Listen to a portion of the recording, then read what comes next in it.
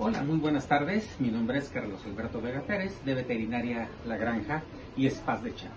Hoy vamos a hablar acerca de la artrosis degenerativa de hombro y displasia de cadera en las mascotas, enfermedades crónico-degenerativas que cada vez se presentan a más temprana edad de nuestras mascotas debido desgraciadamente a la irresponsabilidad del humano de esas cruzas indiscriminadas y a veces hechas entre parientes, cuando cruzan a padre e hijo, a hija con papá o con abuelo, y viene todo ese problema de consanguinidad que hace que se fijen los genes recesivos, como en el caso de estas osteoartrosis degenerativas y crónicas.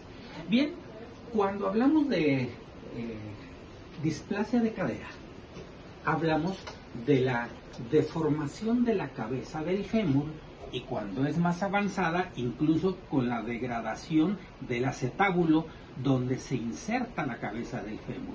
Se va carcomiendo, se va desgastando, y en vez de estar redondita como se aprecia aquí y que tenga un espacio de acoginamiento, que además de haber cartílago ahí que evita el roce directo de hueso con hueso, hay ácido hialurónico, que es el lubricante articular, se va desgastando y se empieza a carcomer tanto la cabeza del fémur como el acetábulo donde va incrustada y se hace el movimiento de la articulación. Pasa exactamente lo mismo en el hombro. Cuando ocurre esto en la cadera, existen tres soluciones. Una, la decapitación de la cabeza del fémur, se corta toda esta parte para permitir que se haga un callo cartilaginoso que soporte y haga las veces de articulación. Obviamente no va a ser lo mismo un hueso, aunque sea carcomido y deforme, que un cartílago por muy fuerte y duro que sea. La segunda opción es una prótesis que se aplica una parte de la cadera del acetábulo y la cabeza del fémur en metal. Obviamente es muy buena solución, es muy efectiva. El problema es lo caro de los materiales todavía que existen. No están tan al alcance de la mano de cualquier familia que tenga una mascota. Además de que son cirugías que requieren mucha atención posoperatoria en el sentido de cuidados, de evitar que la mascota brinque, salte, juegue, etc. Y eso puede complicar que haya una recuperación idónea por muy bien hecha que haya estado la cirugía. Vamos a ver aquí, ese es lo ideal. Ahora vamos a ver una placa, cómo se ve en una placa la displasia de cadera. Aquí podemos observar que ya no hay espacio entre la cabeza del fémur y el acetábulo. Están completamente pegados. Eso es roce de hueso con hueso. Cuando la pierna gira, hay dolor. ¿Cómo podemos observar esto nosotros de cuando inicia? Cuando nuestra mascota, al levantarse de estar echadita, dice uno, se levanta como viejito, así como que de poco a poquito de la cadera. Otra observación que podemos hacer es cuando la mascota, en vez de sentarse en cuclillas, cuando le damos la orden del sit, cuando queremos que se siente, la mascota se sienta o se echa así, con las piernitas por delante. Esta es una posición de displasia o de un trastorno de cadera. Debería ella de sentarse en cuclillas, así. Pero si se fijan, ella no puede. Ahorita inmediatamente se va, como tuerce la piernita y ahorita la va a reacomodar de otra forma. Ahí se ve la deformidad, tiene la piernita hacia adentro. Ella tuvo un padecimiento de columna bastante severo. Entonces, cuando pasa eso es porque ya está así, está completamente pegando hueso con hueso y el roce le duele. Si hacemos un pequeño disminución de tamaño, la posición en que se tomó la placa de este perrito era para hacer que las piernas quedaran paralelas hacia abajo. Si se fijan, esta está torcida, esta ya está hasta dislocada de esta parte de acá, porque la cabeza de fémur, además de estar desgastada, está el acetábulo expulsando hacia afuera la cabeza del fémur. Esta está a punto de dislocarse. Por eso incluso la posición de la cabeza del fémur, de la piernita, ya no es la misma como esta que todavía, aunque hay desgaste y está pegando hueso con hueso, está bien embonada en su lugar. Vean la posición tan diferente. Aquí sí la podemos apreciar. Bien, ¿cuál es la tercera opción que vamos a utilizar y que hacemos nosotros aquí en Veterinaria La Granja y Spas de Chat? Vamos a usar la ozonoterapia. ¿Qué es la ozonoterapia? Es una terapia que ya reconocida a nivel internacional como una terapia para curar múltiples padecimientos, incluso enfermedades bacterianas, virales. En algunos países de Europa, Alemania principalmente, que es donde nació y es la cuna de la ozonoterapia, ahora con esta pandemia de COVID, estuvieron tratando muchísimos casos de COVID con ozonoterapia. Entonces es una terapia reconocida a nivel internacional en la cual sirve para muchas cosas. ¿Qué es la ozonoterapia? Es un oxígeno más oxigenado. La molécula de oxígeno es O2, la de ozono es O3. Aunque hayamos oído por ahí que la capa de ozono que se está desbaratando y que el ozono puede llegar a ser tóxico, etcétera, sí, como todas las cosas en este mundo, en exceso pueden ser malas. Pero el ozono en el organismo actúa como una molécula antioxidante. Lo aplicamos en algunas partes del cuerpo, ahorita les vamos a explicar, y lo que va a provocar es que se oxigene de más la sangre. Vamos a aplicarlo de dos formas. Uno, por insuflación rectal, que es un enema propiamente. Vamos a preparar ozono a una determinada concentración y lo vamos a inducir por el recto para que se absorba rápidamente y entre a sangre. Una vez que está en sangre, va a oxigenar de más a los eritrocitos. Como les mencioné, es una molécula inestable al ser non. Tiene 3 moléculas de oxígeno. Ese radical extra de oxígeno lo que va a hacer es fijarse a los eritrocitos y va a oxigenar los demás, porque entonces el eritrocito va a gemela una molécula de oxígeno adicional. Y aparte, cuando esas moléculas de ozono, de O3, no se fijan a algún eritrocito y quedan libres en el plasma sanguíneo, actúan como un antioxidante. Esa molécula de más de oxígeno se va a fijar a otras moléculas inestables, llámese bacterias, virus, elementos tóxicos o simplemente sustancias de desecho que van a ser eliminadas del cuerpo. Las atrapa, se une a ellas y es eliminado vía orina, vía defecación hacia el exterior con esas partículas indeseables. Un exceso de oxígeno en la membrana citoplásmica de la célula de una bacteria, de un virus, lo que provoca es una crenación. Hace que se reviente esa membrana citoplásmica y obviamente se destruye la bacteria o el virus. Es la forma de que actúa. En el caso de nosotros vamos a ocupar esa oxigenación para hacer que llegue más oxígeno a los lugares donde necesitamos, vía parenteral al absorberse rectalmente o utilizándolo directamente en el sitio donde está el desgaste. ¿Qué tenemos que hacer? Regenerar células. Vamos a regenerar las células que ya están ahí, dándoles una oxigenación mayor, tanto vía parenteral como vía local, para que rejuvenezcan, para darles un poquito más de tiempo de vida y puedan reaccionar. ¿Qué más vamos a hacer? Vamos a aplicar terapia neural. En el caso de las artrosis o displasias de cadera, lo importante también es combatir el dolor. Vamos a quitarle la molestia a la mascota para que entonces pueda moverse libremente a comer, a tomar agua, a jugar incluso un poco, aunque le tengamos controlado el juego y el movimiento, y evitar que entre en un proceso de depresión. Si nuestra mascota vuelve a recuperar su libertad, sus ganas de moverse, su facilidad de trasladarse de un lugar a otro, obviamente va a ser una mascota feliz, va a comer mejor y su ánimo y su alimentación van a verse reflejados inmediatamente en ese resultado de la mejora.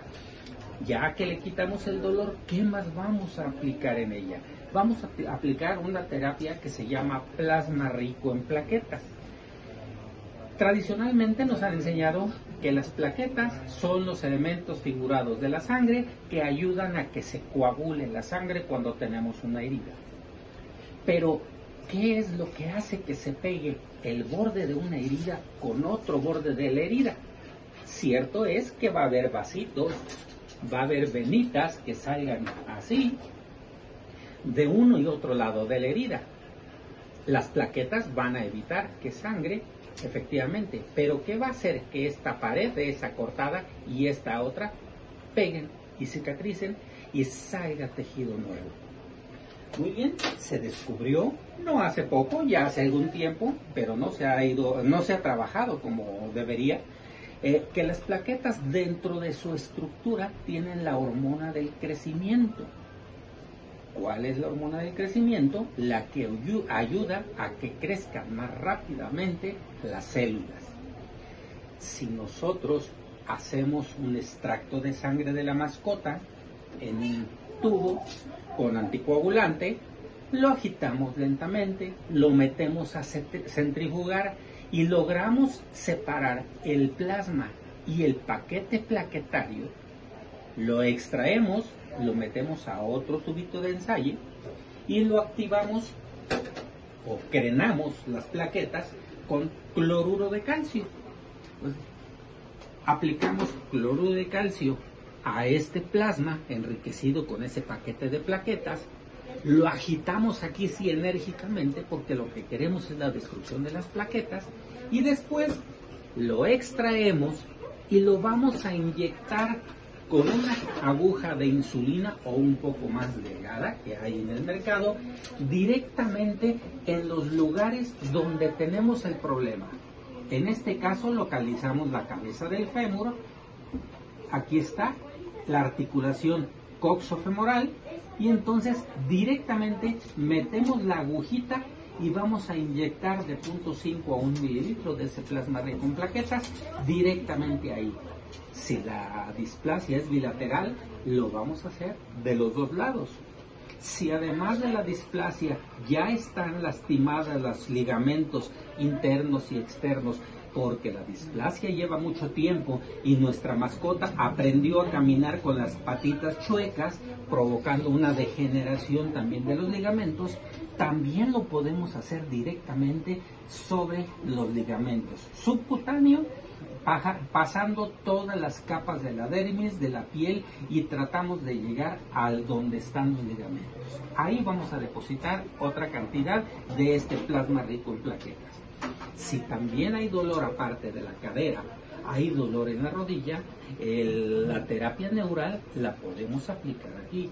En este caso, la terapia neural se aplica también directamente hacia la articulación.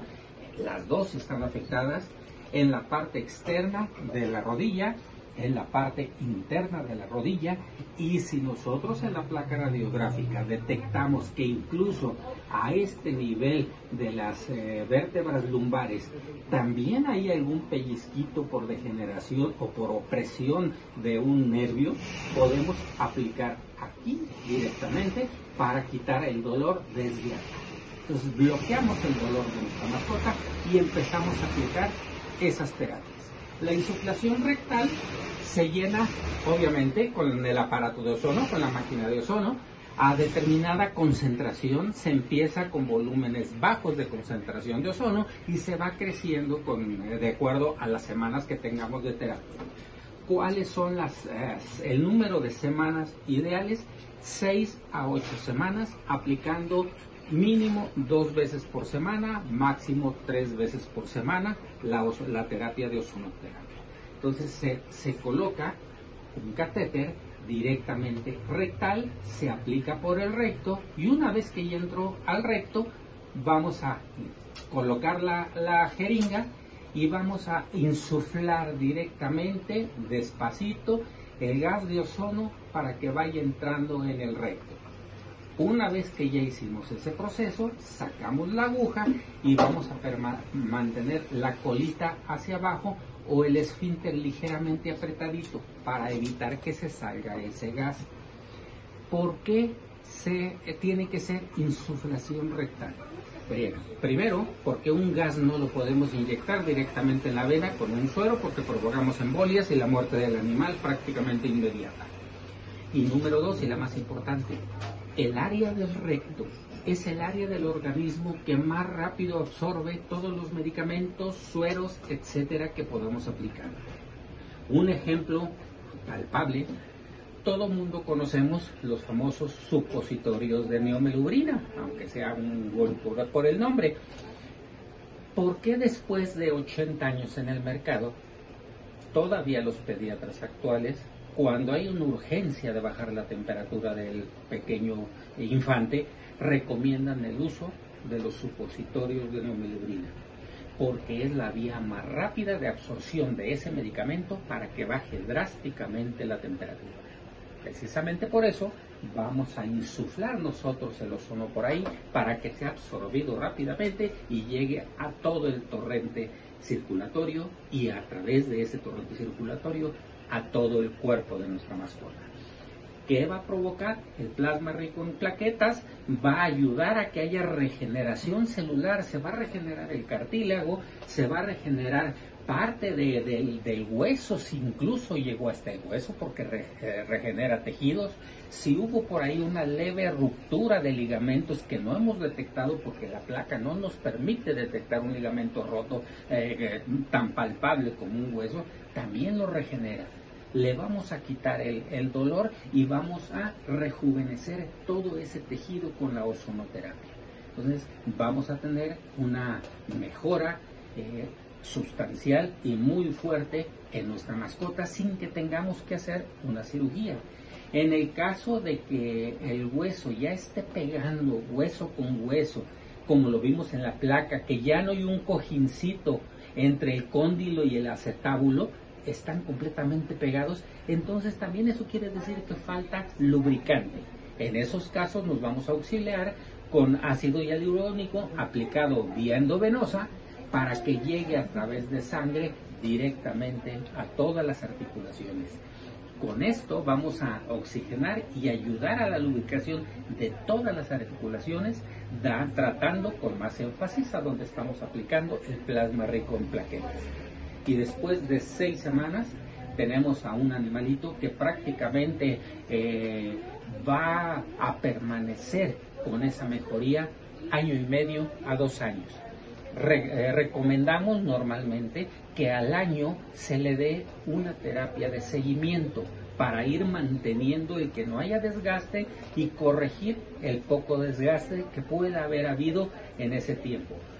¿Cuánto tiempo tardamos de que iniciamos una terapia a que el propietario empieza a ver mejoras?